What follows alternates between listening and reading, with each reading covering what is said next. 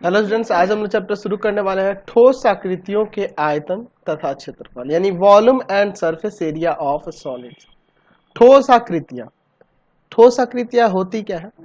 वैसी आकृतियां जिनकी लंबाई, चौड़ाई और ऊंचाई दी गई हो, या आप ऐसे कह सकते हैं कि वैसी आकृतियां जो त्रिविमीय हो। त्रिविमीय आकृतियों में कौन कौन सी आकृतियां आ जाएंगी?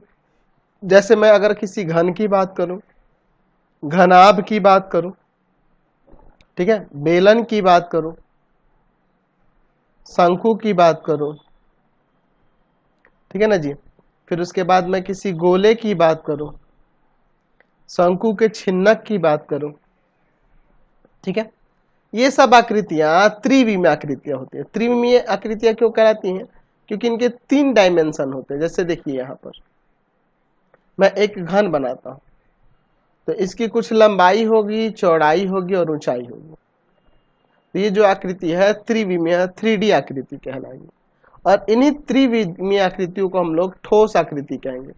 हम लोग इन्हीं ठोस आकृतियों के बारे में इस चैप्टर में देखने वाले हैं। तो ठोस आकृतियों के बारे में हम लोग क्या देखेंगे? उनके आयतन के बारे में। अब ये आयतन क्या कहलाता है? तो हम लोग क्लास 9 में पढ़े हुए हैं कि उस आकृति द्वारा जो अधिकृत स्थान होगा, वो स्थान जितना घेरेगा उसी को उसका क्या कहते हैं? आयतन कहते हैं, वॉल्यूम कहा जाता है। जैसे मैं यहाँ पर इस जगह पे यहाँ पर मैं एक ये घन रखा हूं। अब ये घन कितना स्थान छेक रहा है, यानी कि ये ऐसे कह सकते हैं कि अगर मैं आकाश में रख रहा हूं तो कि ये कितने वायु को अपने, है ना, हटा दे रहा है। मतलब ये कितना जगह छेक रहा है, वही उसका आयतन कहलाएगा, ठीक है। और यहाँ पे क्षेत्रफल जो देख रहे हैं, क्षेत्रफल का तात्पर्य हमें यहाँ पे पृष्ठीय क्षेत्रफल से होगा। इस चैप्टर में हम लोग पृष्ठीय क्षेत्रफल की बात करेंगे। पृष्ठीय क्षेत्रफल देखिए, इसमें जो आप देख रहे हैं तो इसमें 6 पृष्ठ आपको दिख रहे हैं। 6 सतहें, नीचे, ऊपर, आगे, पीछे, दाएं बाएं, टोटल 6 पृष्ठ है, 6 सतहें। इन सभी सतहों के क्षेत्रफलों का योग, यानी कि कुल पृष्ठीय क्षेत्रफल इसका कहलाएगा, ठीक है। यानी कि इनके पृष्ठों का जो क्षेत्रफल होगा वही आपका पृष्ठीय क्षेत्रफल कहलाता है। तो हम लोग इस चैप्टर में ठोस आकृतियों के आयतन और उनके पृष्ठीय क्षेत्रफल के बारे में ही चर्चा करने वाले हैं। तो चलिए, इससे संबंधित जितने भी सूत्र हैं एक एक करके हम लोग सबको समझते हैं। वैसे तो हमने इन सब के बारे में, सिर्फ शंकु के छिन्न को छोड़कर बाकी सारी इन ठोस आकृतियों के बारे में, इन त्रिविमीय ज्यामितीय आकृतियों के बारे में हम लोग कक्षा 9 में भी पढ़ चुके हैं। लेकिन मैं दोबारा से यहाँ सूत्र में फिर से आपको बता देता हूँ, ठीक है। चलिए, सबसे पहले हम लोग बात करते हैं घनाभ के लिए। मैं यहाँ पर एक घनाभ ले लेता हूँ, ठीक है ना जी।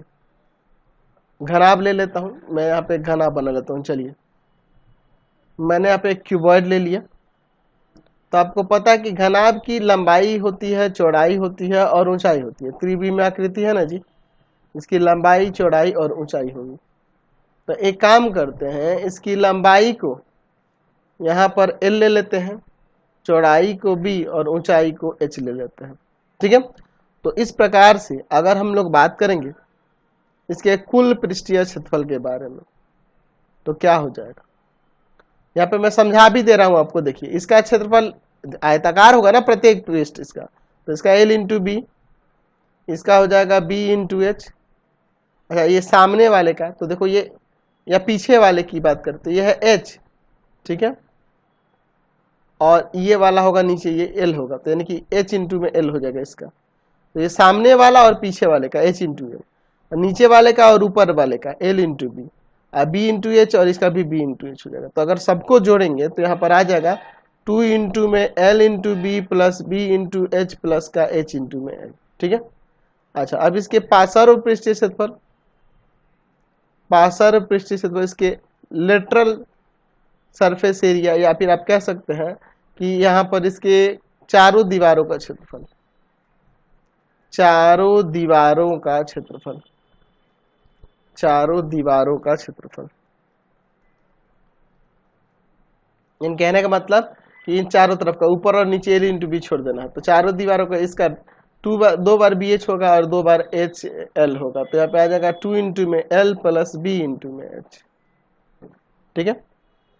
अच्छा, तीसरा अगर हम लोग बात करेंगे इसके आयतन की, आयतन क्या हो जाएगा जी?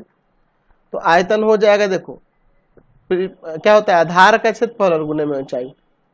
आधार का क्षेत्रफल गुना में ऊंचाई होगा। तो एक्चुअल में आधार का क्षेत्रफल यानी कि लंबाई गुने चौड़ाई, यानी आयतन आ जाएगा L इंटू में B, इसके आधार का क्षेत्रफल, और ऊंचाई है H, तो आयतन हो जाएगा L इंटू B इंटू में H। चलिए अच्छा, और इसकी हम लोग यहाँ पर बात करेंगे है ना, ऊपर या निचला पृष्ठ को छोड़कर कुल पृष्ठीय क्षेत्रफल, है ना जी। ऊपरी या निचले पृष्ठ को छोड़कर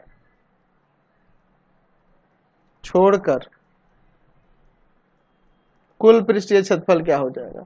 ऊपर या नीचे वाला पृष्ठ अगर छोड़ देते हैं तो कुल पृष्ठीय क्षेत्रफल क्या हो जाएगा, तो एक कोई छोड़ देंगे तो एक बार एल भी हो जाएगा, चारों दीवारों का आ जाएगा 2 इंटू में एल प्लस बी इंटू में एच। ठीक है, ये सूत्र हो जाएगा। अच्छा चलिए अब इसके बात करते हैं, इसके अगर हम लोग बात करेंगे इसके विकर्ण के बारे में, तो विकर्ण यानी कि ये वाले की बात करेंगे, ये वाला इसकी बात करेंगे। तो अगर मैं इसको नीचे ऐसे मिला दूंगा तो थोड़ा ध्यान से देखिए, ये 90 हो जाएगा, यहाँ ये भी 90 होगा। तो अगर ये देखा जाए तो ये आयत का विकर्ण, ये रूट अंडर इसका स्क्वायर प्लस इसका स्क्वायर, यानी कि ये वाला विकर्ण होगा root under l square plus b square, और ये है एच। तो अगर ये विकर्ण निकाला तो इसका स्क्वायर प्लस इसका स्क्वायर हो जाएगा, यानी कि आ जाएगा finally root of l square plus b square plus h square. समझ गया। चलिए अब इसके आगे देखते हैं। अब हम लोग यहाँ पर घन के बारे में बात कर लेते हैं। घन यानी कि हम लोग एक क्यूब के बारे में बात कर लेते हैं। चलिए मैं यहाँ पर एक क्यूब बना लेता हूँ। ठीक है, क्यूब बना लेता हूँ, ध्यान से देखिएगा, ये मैंने एक क्यूब बना लिया। ठीक है, अब इसके ऑल किनारे, सभी किनारे क्या होते हैं, बराबर होते हैं। ठीक है ना जी, क्योंकि ये वर्ग, यहाँ पर वर्ग आकर सभी इसके जो पृष्ठ है ये वर्गाकार होते हैं। तो पहले अगर हम लोग बात करें कुल पृष्ठीय क्षेत्रफल की, तो देखिए कुल पृष्ठीय जब क्षेत्रफल की बात करेंगे तो सभी वर्गाकार है और एक का भुजा का स्क्वायर होगा, इसलिए 6 गो है तो 6 गुना भुजा का स्क्वायर सूत्र आ जाएगा। फिर उसके बाद इसका पार्श्व पृष्ठीय क्षेत्रफल, पार्श्व पृष्ठीय क्षेत्रफल है ना, या फिर चारों दीवारों का क्षेत्रफल किसके बराबर हो जाएगा, तो 4 गो हो जाएगा इसका फलक, तो 4 गुना भुजा का स्क्वायर हो जाएगा। ठीक है, फिर इसके बाद हम लोग बात करेंगे ऊपरी या निचले पृष्ठ को छोड़कर कुल पृष्ठीय क्षेत्रफल क्या होगा।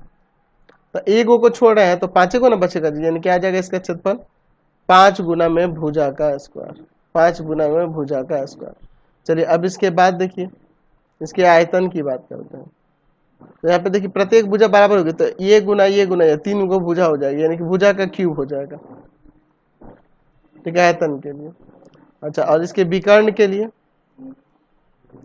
ऊपर वाले सूत्र, ये इसका जो विकर्ण था एल बी एच, यहाँ पे यहाँ भुजा यहाँ भुजा यहाँ भुजा, तो ये आ जाएगा आपका √3 गुना में भुजा। समझ गया ना, क्लियर है। चलिए अब हम लोग किसी बेलन के लिए बात करते हैं। बेलन यानी कि सिलेंडर के लिए मैं यहाँ पे एक बेलन बना लेता हूँ कुछ इस प्रकार से। ठीक है, यहाँ पे देखिए, ये मैंने यहाँ पे बेलन ले लिया, एक यहाँ ले लिया और एक ये दूसरा बेलन ऐसे ले लिया। सॉरी, ये एक बेलन ले लिया हमने, 2 बेलन ले लिया, यही लेते हैं एक। इसकी त्रिज्या r ले लेते हैं आधार की, और ऊंचाई को h ले लेते हैं। ठीक है, त्रिज्या क्या है, आधार की त्रिज्या यहाँ पे r है, और ऊंचाई क्या है, ऊंचाई यहाँ पर है h। तो अब इसके बाद यहाँ पे इसका वक्र पृष्ठीय क्षेत्रफल, वक्र पृष्ठीय क्षेत्रफल क्या होगा, देखो समझो। अगर हम लोग इसकी परिधि की लंबाई की बात करें तो ये हो जाएगा 2 पाई आर, न त्रिज्या r है तो 2 पाई आर, आपका वृत्त है तो 2 पाई आर हो जाएगा। यहाँ से बीचों बीच ऊंचाई के अनुदिश यहाँ काट देंगे, तो काट के खोलेंगे तो कुछ इस प्रकार की आकृति मिल जाएगी। तो ये वाला जो देख रहे हैं ये कट के ऐसे खुल गया, तो ये 2 पाई आर हो जाएगा और ये h है, यानी कि वक्र पृष्ठीय क्षेत्रफल क्या आ जाएगा 2 पाई आर h। दूसरा हम लोग देखते हैं इसका कुल पृष्ठीय क्षेत्रफल, कुल पृष्ठीय क्षेत्रफल क्या होगा, कुल पृष्ठीय क्षेत्रफल तो हो जाएगा 2 पाई आर एच, और 2 गो यहाँ पर वृत्त है ऊपर नीचे, तो 2 पाई आर स्क्वायर। जैसे 2 पाई आर कॉमन कर लेते हैं, h प्लस का r बच जाएगा। चलिए तीसरा देखते हैं हम लोग, इसके आयतन की बात कर लेते हैं। तो हो जाएगा, देखिए आधार का क्षेत्रफल, तो ये आधार क्या है, आपका वृत्त है तो वृत्त का क्षेत्रफल होता है पाई आर स्क्वायर और ऊंचाई है एच, यानी आ जाएगा पाई आर स्क्वायर एच। आधार का क्षेत्रफल तो यहाँ पाई आर स्क्वायर हो जाएगा और आधार की परिधि,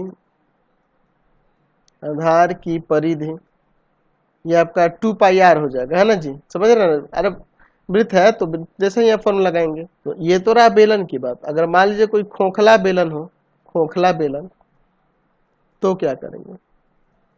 खोखला बेलन के लिए देख लेते हैं। चलिए मैं यहाँ पर एक खोखला बेलन बना देता हूँ। ठीक है, खोखला बेलन हम लोग यहाँ पर बना लेते हैं।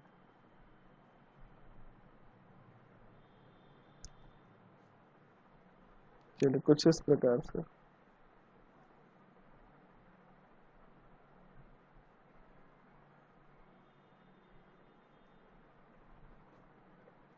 थोड़ा सा मैं इसको नीचे कर दूंगा। कुछ इस प्रकार से खोखला बेलन बना लेता हूँ। ठीक है,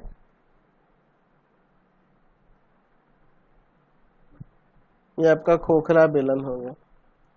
देखिए इस खोखले बेलन की अंदर से कुछ त्रिज्या और होगी और बाहर से त्रिज्या कुछ और होगी, यानी कि आंतरिक और बाह्य त्रिज्या लेनी होगी। इसकी अंदर वाली त्रिज्या आर से डिनोट करते हैं, स्मॉल आर, और बाहर वाले के कैपिटल आर से, और ऊंचाई जो है इसका एच ले लेते हैं। तो यहाँ पे देखिए इसकी आंतरिक त्रिज्या, आंतरिक त्रिज्या स्मॉल आर और बाह्य त्रिज्या, बाह्य त्रिज्या को हम लोग कैपिटल आर से डिनोट कर देते हैं, और ऊंचाई एच है। तो यहाँ पे लिख सकते हैं पहला, यहाँ बाह्य वक्र पृष्ठीय क्षेत्रफल, वक्र पृष्ठीय क्षेत्रफल।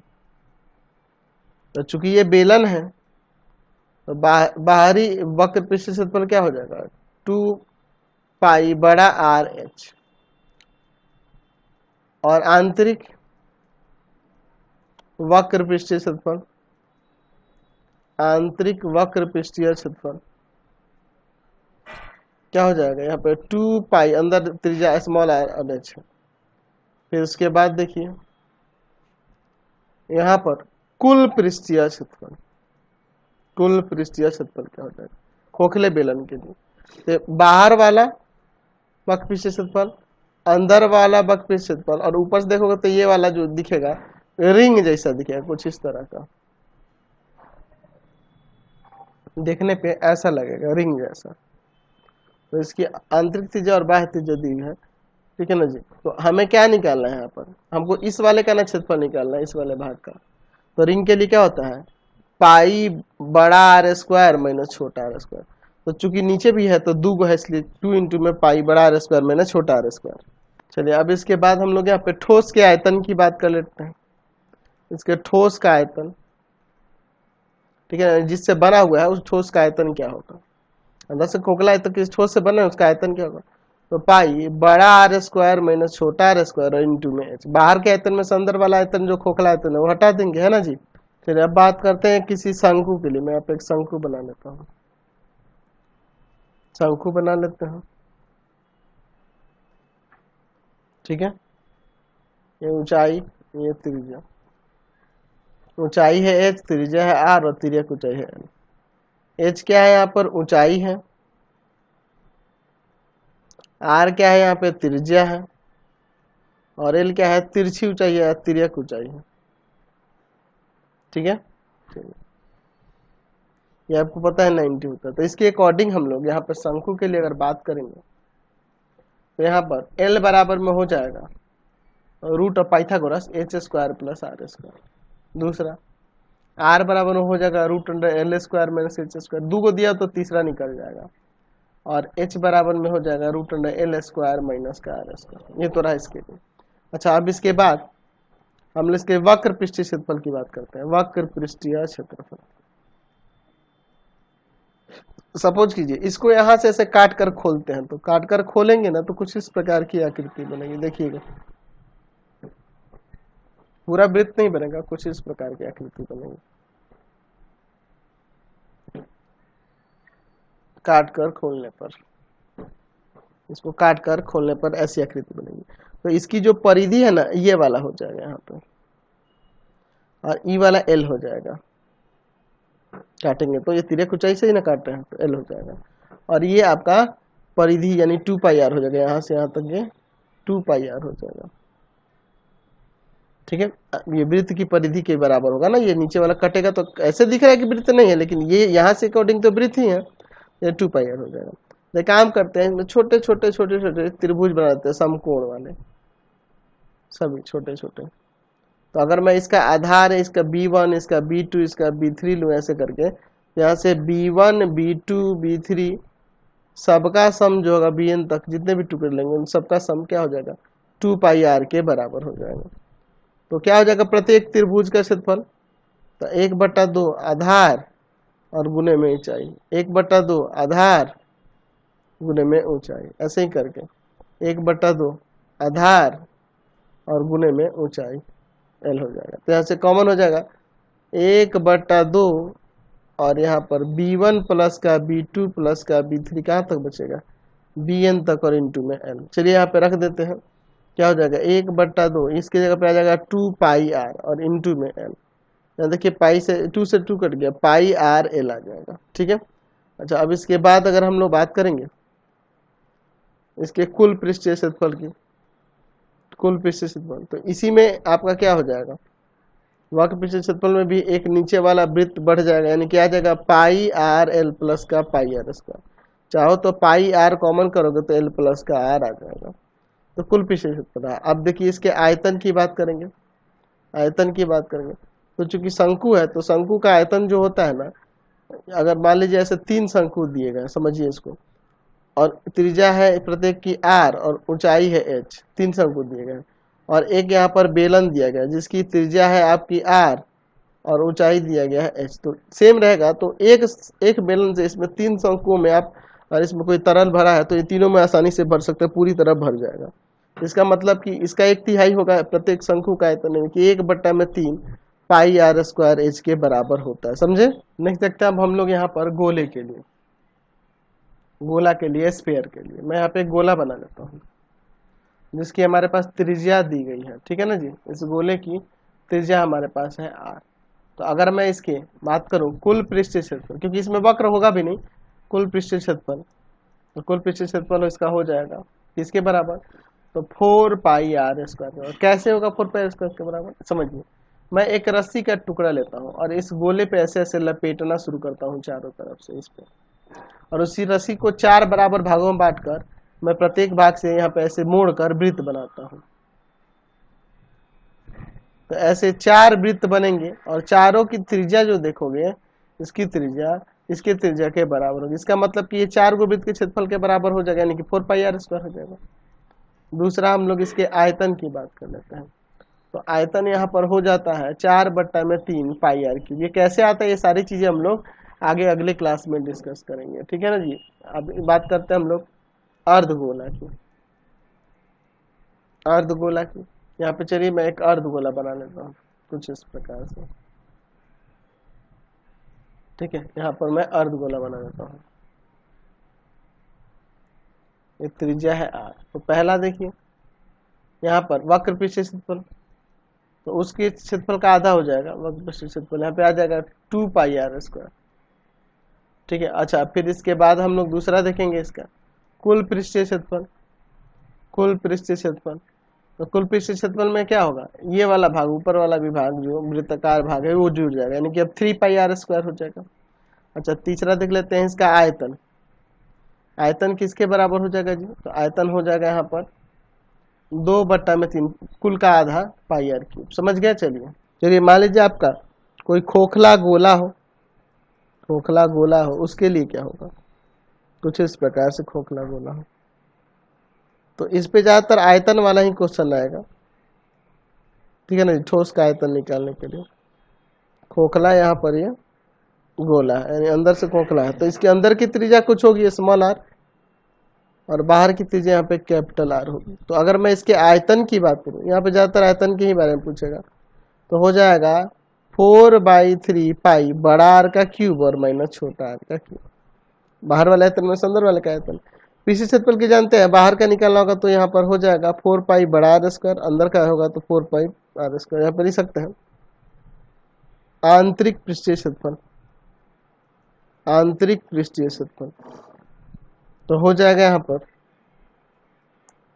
4 पाई आर स्क्वायर। अच्छा, बाह्य पृष्ठीय क्षेत्रफल, बाह्य पृष्ठीय क्षेत्रफल, बाह्य पृष्ठीय क्षेत्रफल, तो बाहर का अगर पृष्ठीय क्षेत्रफल देखेंगे तो हो जाएगा 4 पाई बड़ा आर का स्क्वायर। समझ गया ना? चलिए ठीक है।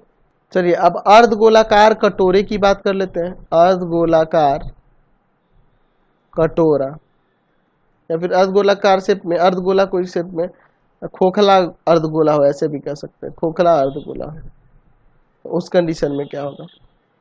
तो खोखला अर्धगोला होगा, या फिर आप कह सकते हैं कि अर्धगोलाकार कटोरा इस तरह से है, तो इसकी आंतरिक त्रिज्या कुछ होगी और बाहर की त्रिज्या कुछ होगी।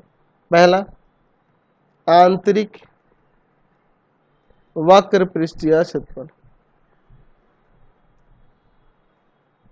आंतरिक वक्र पृष्ठीय क्षेत्रफल वो जगह 2 पाई आर स्क्वायर। बाह्य वक्र पृष्ठीय क्षेत्रफल, बाह्य वक्र पृष्ठीय क्षेत्रफल ये हो जाएगा 2 पाई बड़ा आर का स्क्वायर। ठीक है।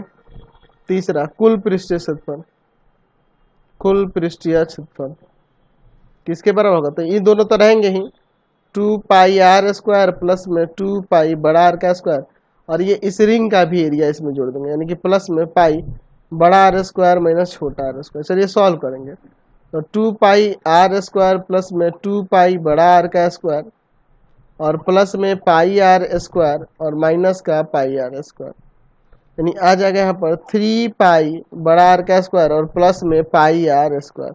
तो यही हो जाएगा आपका, समझ गए? अच्छा, इसमें धातु का आयतन या फिर यहाँ पे ठोस का आयतन, ठोस भाग का आयतन क्या होगा? देखिए अंदर से तो खोखला ना, तो उसको हटा देंगे। ठोस भाग के आयतन के लिए क्या होगा? तो अर्धगोला है तो अर्धगोला का क्या होता है? 2/3 पाई आर क्यूब, तो यहाँ बड़ा आर क्यूब और माइनस में छोटा आर क्यूब कर देंगे। ठीक है ना जी? तो इस तरह से निकालें। तो ये सारे सूत्र आपको ध्यान में रखने हैं और इसी से रिलेटेड आपके क्वेश्चन आगे एक्सरसाइज में आने वाले हैं। तो आपको हमारे 3 चैनलों को सब्सक्राइब कर लेना होगा। पहला है path finder classes Chhapra, path finder classes Chhapra. दूसरा है आपके पास भारती भवन रविकांत सर, भारती भवन रविकांत सर। और तीसरा चैनल है Ravikant sir R D Sharma solution, Ravikant sir R D Sharma solution, R D Sharma solution. तीनों चैनलों को सब्सक्राइब कर लेंगे। इस रिलेटेड वीडियो के लिए सीधे डिस्क्रिप्शन में, इस रिलेटेड नोट्स के लिए गूगल पे जाकर सर्च करेंगे www.ravikansir.in और यहाँ जाकर आप सभी क्लासेस के नोट्स, उनके पीडीएफ को डाउनलोड कर सकते हैं, पढ़ सकते हैं। इंस्टाग्राम और फेसबुक पे जाकर पाथफाइंडर क्लासेस को लाइक एंड फॉलो करना नहीं भूलेंगे। Thanks for watching the video.